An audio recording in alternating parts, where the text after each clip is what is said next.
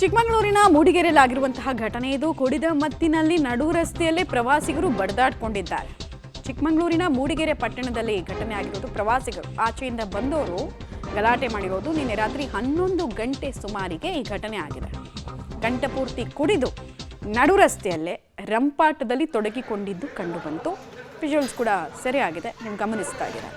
ಯಾವ ಕಾರಣಕ್ಕೆ ಹೊಡೆದಾಡ್ಕೊಂಡಿರೋದು ಅನ್ನೋದು ಇನ್ನೂ ಗೊತ್ತಾಗಿಲ್ಲ. ಆದರೆ ಕುಡಿದ ಮೇಲೆ ಕ್ಷುಲ್ಲಕ ಕಾರಣಗಳೇ ದೊಡ್ಡ ಕಾರಣ ಆಗುತ್ತೆ ಬಡದಾಟಕ್ಕೆ. ಎಷ್ಟು ಜನ ಸೇರಿದ್ರು ಅನ್ನೋದು ಕೂಡ ಅಲ್ಲಿ ಇಂಪಾರ್ಟೆಂಟ್ ಆಗುತ್ತೆ. ಮತ್ತು ಎಲ್ಲರೂ ಆಚೆಯಿಂದ ಬಂದವರೇ, ಹೊರ ಜಿಲ್ಲೆಯಿಂದ ಬಂದವರಿಗೆ ಒಂದಷ್ಟು ಸಿವಿಕ್ ಸೆನ್ಸ್ಗಳು ಮಾಯ ಆಗಿರುತ್ತೆ. ಹೆಂಗೆ ವರ್ತಿಸ್ಬೇಕು, ಹೆಂಗೆ ನಡ್ಕೊಳ್ಬೇಕು, ಎಷ್ಟು ಕುಡಿಬೇಕು, ಹ್ಯಾಂಡಲ್ ಮಾಡೋ ಕೆಪಾಸಿಟಿ ಇದ್ದರೆ ಮಾತ್ರ ಕುಡಿಬೇಕು. ಸುಮ್ಮನೆ ಕುಡಿದು ತೂರಾಡಿ ಜಗಳ ಮಾಡಿಕೊಂಡು ನ್ಯೂಸೆನ್ಸನ್ನು ಕ್ರಿಯೇಟ್ ಮಾಡಬಾರ್ದು ಅನ್ನೋದು ಕೆಲವರಿಗೆ ಗೊತ್ತಾಗಲ್ಲ.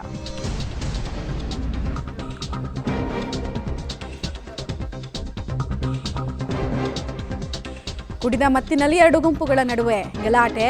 ಇಬ್ಬರು ಯುವಕರ ಸ್ಥಿತಿ ನೋಡಿ ಗಂಭೀರವಾಗಿದೆಯಂತೆ. ಅವರನ್ನು ಆಸ್ಪತ್ರೆಗೆ ಸೇರಿಸಿದ್ದಾರೆ.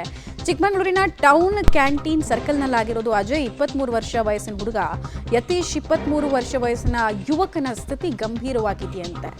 ಹೊಟ್ಟೆ ತುಂಬ ನಶೆ ಏರಿಸುವಂತಹ ಲಿಕ್ವಿಡ್ ಅನ್ನು ತುಂಬಿಕೊಂಡು ಗಲಾಟೆ ಆದರೆ ಸೀರಿಯಸ್ ಆಗದೆ ಇನ್ನೇನಾಗ್ತಾರೆ. ಇದು ಉಳಿದವರ ಸ್ಥಿತಿ.